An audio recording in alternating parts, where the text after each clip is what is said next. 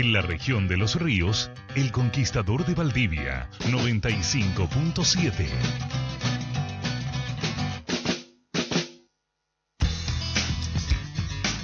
En Mañana de Noticias de El Conquistador presentamos Abejas al Aire, un segmento semanal que te conectará con el fascinante mundo de la apicultura, sus desafíos en el ámbito de la sustentabilidad, el desarrollo tecnológico e innovación de la actividad en los ríos, Chile y el mundo. Abejas al Aire es una iniciativa del Consorcio de Desarrollo Tecnológico Apícola.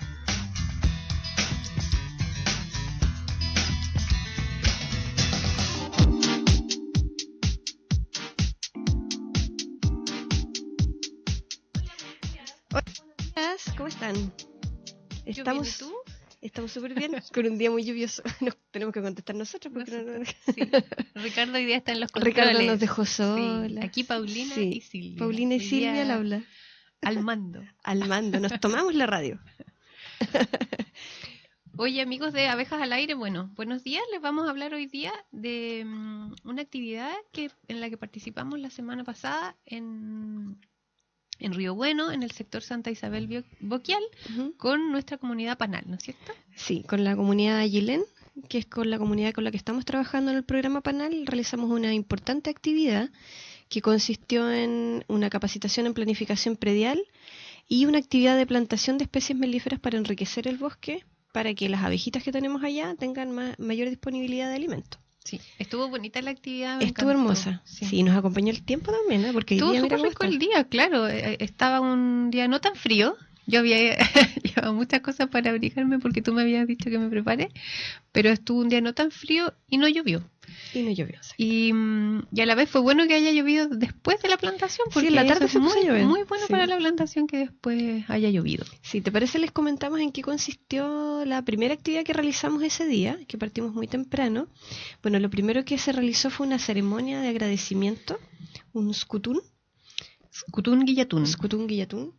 Y fue una ceremonia muy linda. Sí, me gustó. ¿Primera vez que había? Sí. Yo creo que sí, primera vez que estoy en algo así, me gustó mucho.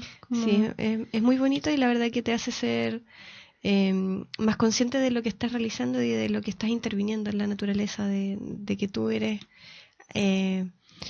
no eres el único que necesita producir y necesita en el fondo tomar cosas de la naturaleza, sino que también tienes que entregar y tienes que ser respetuoso con lo que estás realizando, con el impacto que estás generando en el entorno. Entonces eso te hace ser mucho más consciente. Es una actividad, a mí me emociona mucho, es muy bonita. Me gustó. Contemos un poco más qué era. Ellos construyen un pequeño altar con un rehue.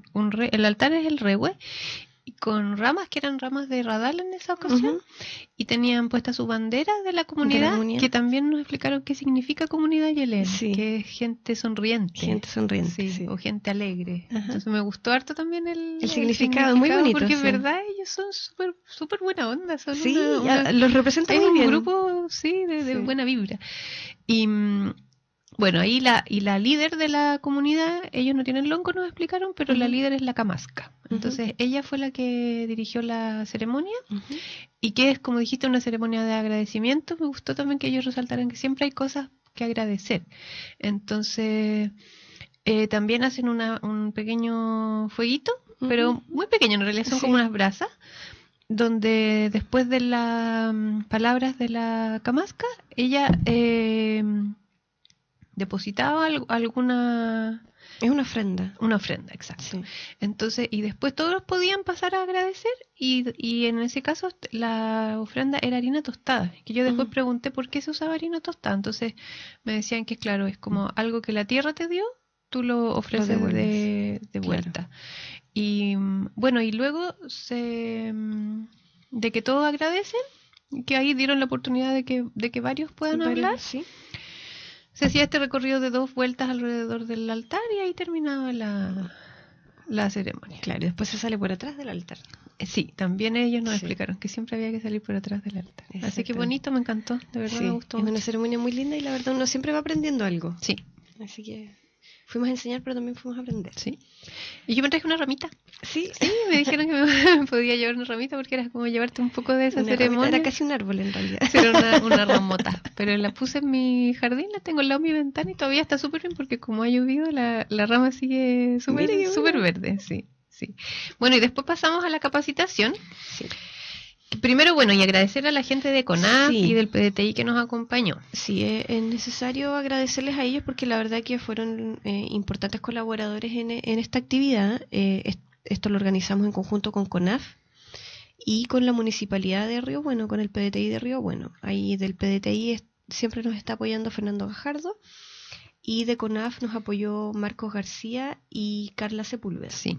Y también, bueno, un saludo para ellos por su ayuda, que estuvieron todo el día capacitando y plantando. Y Manuel Monroy también, Manuel que nos Monroy envió había ido el día preciosas. anterior a dejar Dejar las plantas y las plantas estaban de verdad muy, muy estaban lindas. de lujo, así que un agradecimiento a él porque la verdad que le puso harto cariño en elegir las mejores plantas, yo creo, porque estaban preciosas todas. Sí. Sí, así que un muchas gran gracias. saludo y agradecimiento a las personas de CONAF y del PDTI que nos ayudaron. Y bueno, las personas de CONAF, especialmente, en primer lugar, Marcos García dio una charla sobre planificación predial. Sí.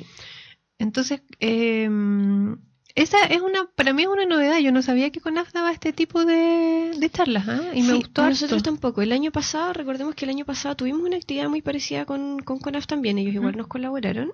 Y ahí el objetivo de la capacitación igual era el tema de de hablar de las especies melíferas que tenemos, de las especies nativas melíferas que tenemos en el bosque. Y ahí algo comentaron de la planificación predial y fue un tema que les llamó mucho la atención a la comunidad, pero en esa oportunidad no lo tratamos en profundidad. Entonces, ¿porque no había más tiempo? No, porque no había tiempo, no era el objetivo de esa charla en esa oportunidad. Entonces quedamos con la tarea pendiente y ahora se amplió. Ahora se amplió y fue explicado de manera más detallada. Y se dieron también algunas pautas de cómo realizar esta planificación predial. Entonces lo que quería la comunidad era aprender de qué manera ellos podían planificar de mejor forma sus actividades productivas en el espacio de tierra que tienen. Ese es en el fondo el objetivo. Bueno, efectivamente, eso explicó Marcos y me llamó la atención los ejemplos que mostró. Dio ejemplos bien entretenidos. Yo creo que uno ha escuchado antes del silvopastoreo. ¿Tú habías escuchado silvopastoreo? El silvopastoreo sí había escuchado. Claro, que es cuando hay una mezcla entre especies forestales y vacas o ovejas. Ovejas. En el fondo que vengan a pastorear bajo los árboles. Pero en esta ocasión lo más llamativo era los modelos agrosilvícolas, que es, por ejemplo, y mostró fotos, y eran fotos de la zona central de Chile, de una plantación en realidad más agrícola, dos voy a decir cultivos agrícolas, pero por ejemplo, una era álamos, que es forestal, pero en el fondo álamos con fines de fabricar fósforo, y en eso en altura, y abajo, por ejemplo, había una foto que tenía habas, entonces tenían hortaliza mezclada con árboles, eso es agrosilvícola. En otra había una foto que no se veía tan bien, pero habían gallinas abajo, o sea, después de la hortaliza venían las gallinas. Ah, sí, habían lechugas por atrás y gallinas por otro lado. Sí. Y otra que eran castaños mezclado con maíz. ¿Viste esa foto? Esa también era entretenida. Claro, el castaño más alto y el maíz más bajo. Entonces, en el fondo, todo ocupando los dos niveles de altura. Ah, tienes razón, sí. Y porque el árbol grande necesita un espaciamiento más amplio, pues de 4x4, por ejemplo, más aproximadamente. Claro, te queda mucho espacio abajo que Y entre hileras, y la entrehilera es amplia como para poder cultivar. Entonces, bueno, esa por ejemplo era una buena idea. Ya 2 cultivos es harto, si más encima le incorporan animales, es casi excesivo el lucro. Pero incluso gallinas después de la hortaliza, por ejemplo. Entonces, esos modelos estaban bien entretenidos porque ahí efectivamente están haciendo un uso del espacio súper acucioso. Así. Y un uso de la tierra también en el que te permite ir rotando los cultivos que van abajo. Exacto, y tampoco está demandada la tierra porque son cultivos que tienen raíces de distinta profundidad. Entonces tú para la hortaliza estás a nivel superficial y los árboles tienen raíces muy profundas. Entonces tampoco estás sobreexplotando el suelo en el mismo nivel con 2 cultivos distintos, porque son 2 cultivos súper distintos en el fondo. Así que eso fue bien entretenido. Eso quedaron después pensando ellos a lo mejor cómo poder usar el modelo agrosilvícola en sus terrenos. Porque en el fondo ellos también tienen que tener una buena disponibilidad de bosque nativo en este caso para las abejas, Ellos también, cuentan con animales, otros tienen plantaciones que todos los años van rotando también. Entonces, bueno, los campos que tuviste, la mayoría tenía plantaciones. ¿De qué? En donde estábamos. Porque, bueno, ahora no estaba plantado, pero ¿de qué? ellos plantan alfalfa, creo. Ah, ya, cultivos. Cultivos. Papa también, sí. avena, trigo. Sí, es que por plantaciones yo me imaginé pinos. Yo no vi plantaciones de pinos. Plantaciones de hortalizas. Ah, ya. Sí, es que esos cultivos. son cultivos. Sí, son cultivos. ¿Cachai? Y así que bueno, eso es bien, bien útil. Y después tuvimos una capacitación bien práctica en el fondo de cómo plantar. Eso lo hizo Carla. Uh-huh. Entonces fue entretenido porque ya fuimos sí. a terreno con todas las plantitas que nos habían llevado. Claro, primero nos dio una pauta con unas instrucciones que las repasamos brevemente, pero después fuimos a plantar. Uh-huh. Entonces, ahí hay cosas bien entretenidas que comentar, que a lo mejor son instrucciones prácticas que no son tan obvias, que puede parecer obvio, si plantar es plantar nomás, pero no. Claro. Porque hay hartas veces en que uno trasplanta cuando está hablando de árboles o árboles nativos y esa planta muere, se seca. Entonces ahí hablamos de varias cosas que hay que hacer para que el árbol en el fondo sobreviva a ese trasplante y pueda vivir. Entonces, por ejemplo, una de las cosas interesantes que ellos decían, así como se planifican para cuando se van a plantar papas, que primero se cultiva y uno dice, ya, tal día voy a hacer la plantación, así que tal día tengo que preparar el suelo y me organizo. Uh-huh. Lo mismo cuando se vaya a plantar árboles, porque ojalá incluso uno tuviera listos los hoyos en la tierra antes de que llegaran las plantas. Por lo general uno llega con las plantas y ahí empieza a hacer recién a marcar el terreno y hacer los hoyos, ¿no es cierto? Uh-huh. Entonces, por ejemplo, una buena idea es incluso tener marcado el terreno y hacer los hoyos antes, y lo importante de ese hoyo es que ahí nos explicaron la profundidad que debe tener, que la tierra debe estar muy mullida, porque lo importante es que la raíz puede penetrar fácilmente. Exacto, y las que importan son las raíces finas. Uh-huh. Una planta que viene con raíz gruesa, pero sin raicillas finas, tiene poca probabilidad de éxito, porque es la raíz fina la que absorbe el agua y los nutrientes. Uh-huh. Entonces, tiene que estar la tierra muy, muy, muy blandita, y la planta tiene que tener raíces finas para poder conectarse en el fondo con ese suelo y empezar a absorber agua y nutrientes. Uh-huh. Y otra cosa que suele suceder es que uno llega con las plantas y no las puede plantar al tiro. Entonces ahí también hablamos de si las vas a dejar en barbecho, que era algo que preguntaba la semana pasada Ricardo, tienes que tratar de que sea lo más breve posible. ¿Podríamos explicar qué es lo que es el barbecho? El barbecho es cuando efectivamente llegaste con plantas a raíz desnuda, porque hay veces que uno compra una planta que viene en una torta con tierra. O viene en una bolsa negra con tierra. Exacto. O sea, esa planta no está en riesgo porque tiene tierra y tiene nutrientes. Lo importante es que la ríe, que si está en un lugar sin agua, y si está al aire libre va a absorber la humedad del ambiente. Pero si tú traes plantas a raíz desnuda, lo que haces es un hoyo con tierra o un saco con tierra y agua y las dejas ahí esperando plantarlas. Ya, y eso tampoco puede ser tan largo ese periodo, ojalá no sean más de 2 o 3 días para que no se sequen esas raíces. Entonces, ahí rescatar en el fondo que cuando queremos plantar árboles lo importante es planificarse, ojalá tener preparado el terreno, y si no, tratar de plantar lo más rápido posible. Y cuando plantas, el hoyo debe ser amplio, debe estar la tierra bien, bien mullida para que esas raíces queden bien cómodas en esa tierra. Sí, y eso era importante, acomodar las raíces, porque eso era una duda que varios tenían. O sea, no es que cuando vienen con raíces de nuevo no es llegar y poner la planta como cayó, sino que tienes que acomodar un poco las raíces, expandirlas hacia los lados, que queden relativamente cómodas, no todas apretadas. Apretadas, exacto. Por eso ahí la planta no puede quedar la raíz apretada en un hoyo, como hacer un tajo en la tierra y meter una planta. Esa planta se va a secar porque esas raíces no son capaces de penetrar esa tierra que está compacta. Por eso es tan importante la tierra mullida. Y que la raíz abajo esté, o sea, tenga una superficie de tierra mullida, como dices tú, y no esté, por ejemplo, en una superficie dura con piedra. Exacto. O arcilla, que hay mucho por acá.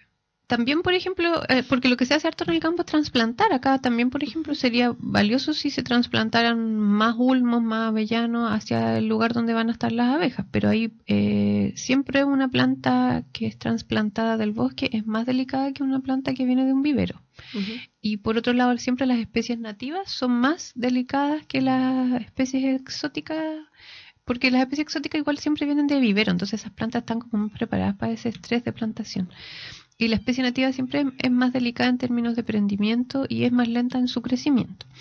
Entonces, cuando se hace un trasplante, lo importante también es que ojalá salga con una buena cantidad de taza de tierra. O sea, uno no puede sacar la pura planta, sino que tiene que traerla con una tacita de tierra suficiente para que ojalá las raíces no las hayas cortado tanto y trasplantes con tierra y todo eso, y esas raíces vengan en buena condición.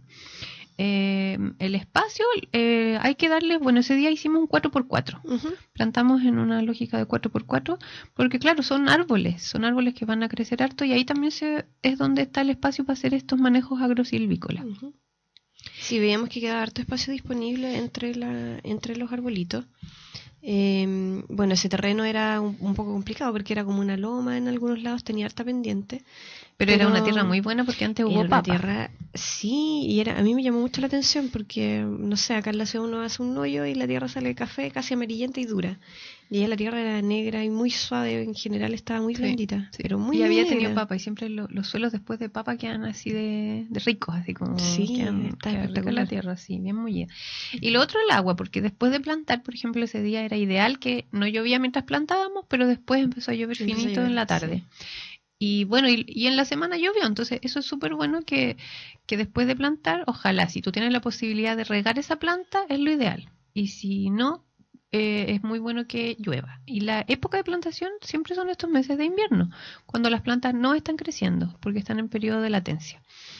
Que fue algo que también nos preguntaron la semana pasada. Sí. El invierno es la época de plantar porque es cuando las plantas no están creciendo, por lo tanto es cuando se pueden trasplantar.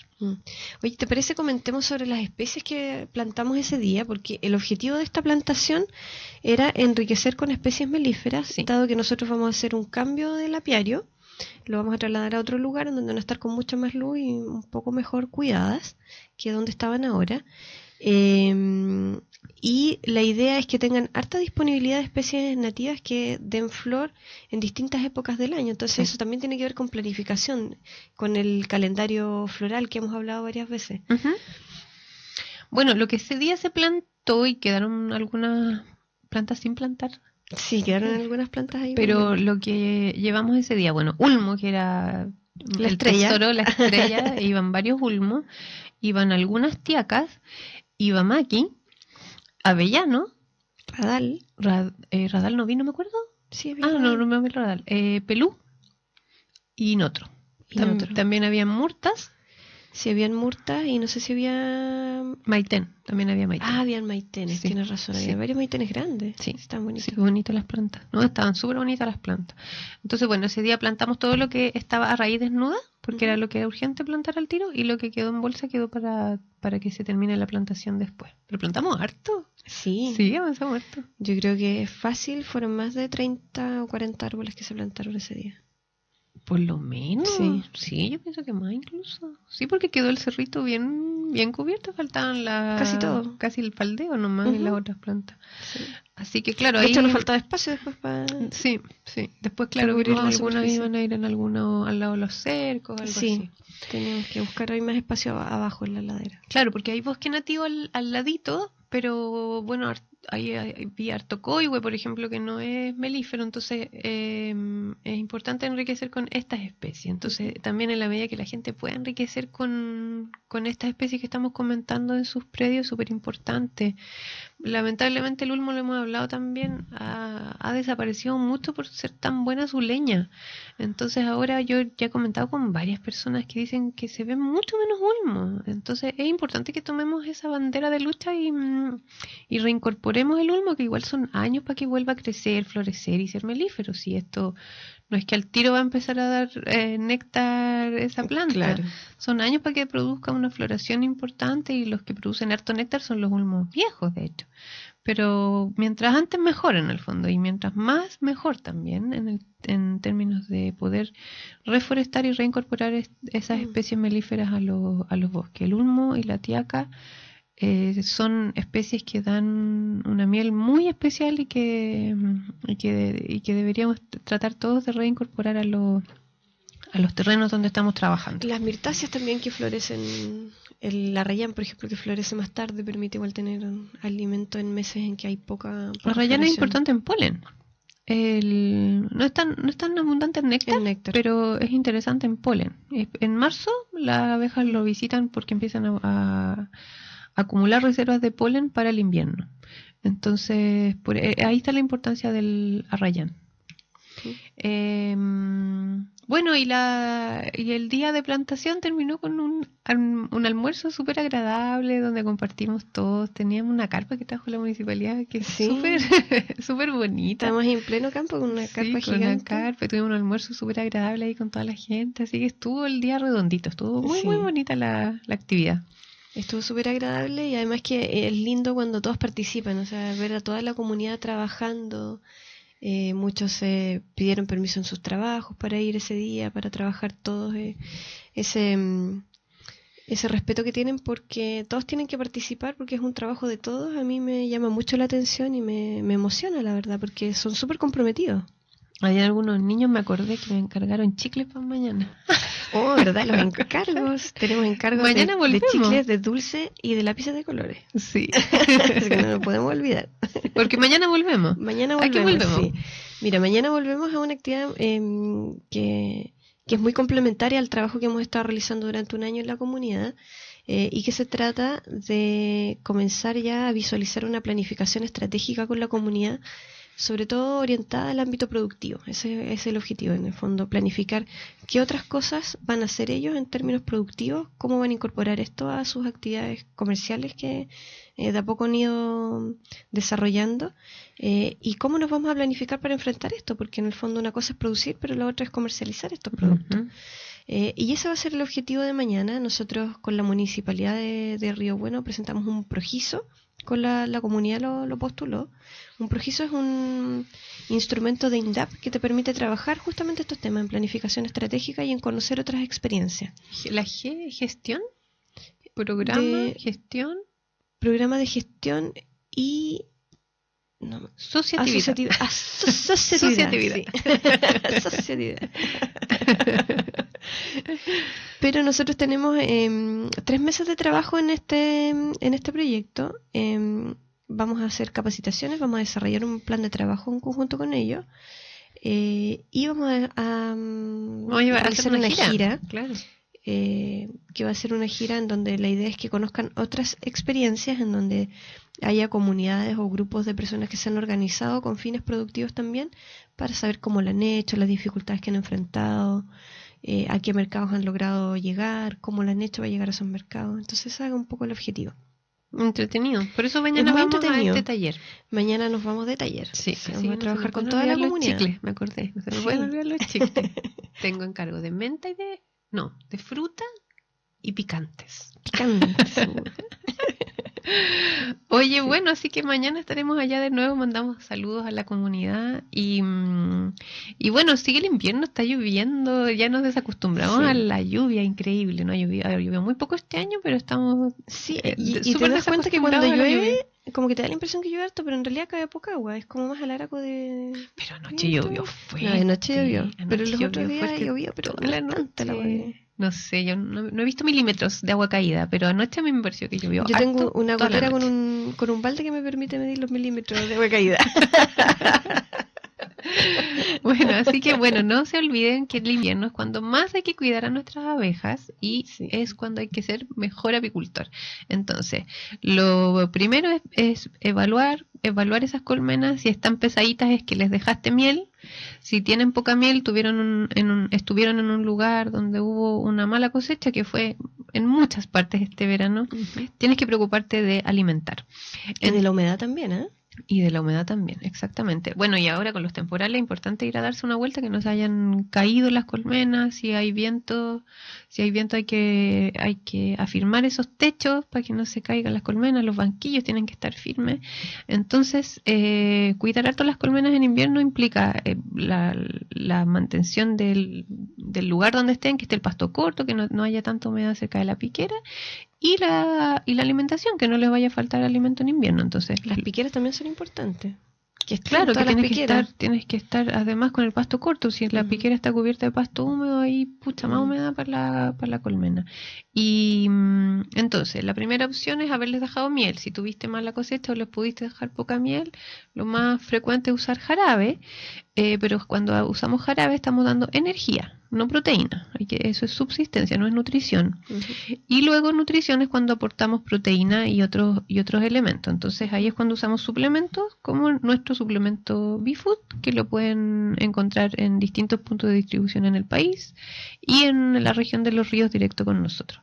Entonces nuestro teléfono 63-222-1874, en nuestra página de Facebook Consorcio Apícola, donde también siempre queda este programa para que lo puedan escuchar en cualquier momento. Oye, la semana pasada nuestro fanpage estuvo en llamas, ¿sabes? Con la publicación de la miel falsa. Sí. Volvemos a recordar, nosotros tenemos miel también en el consorcio y tenemos puntos de distribución también. Volvemos a recordar en Valdivia hay una roticería que se llama Date un Gusto, que está en Isla del Rey, en la Villa del Rey.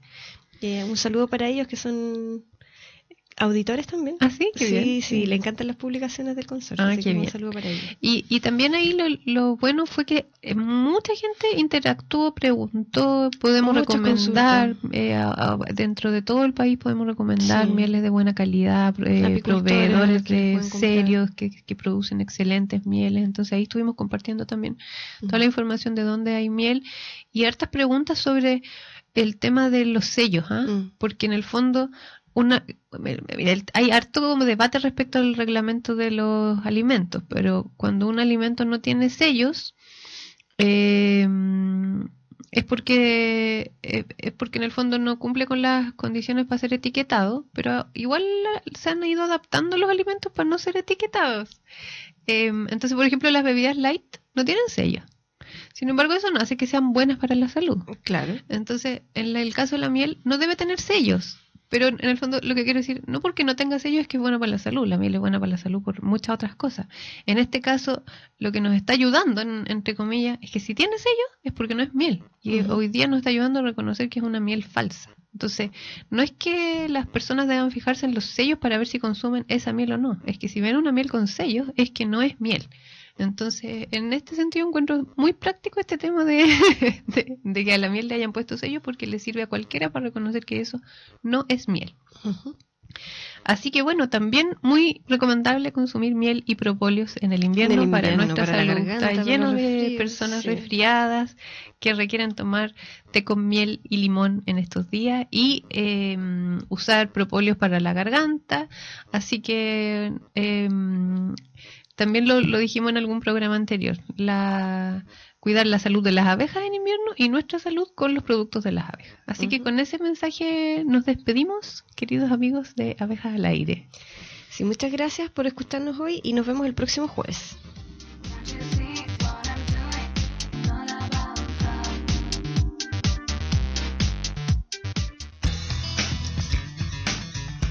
Mañana de Noticias de El Conquistador FM Valdivia presentó Abejas al Aire, segmento semanal que te conecta con el fascinante mundo de la apicultura. Nos escuchamos el próximo jueves desde las 9:30 horas. Dudas, consultas o sugerencias a través de nuestro Facebook Consorcio Apícola.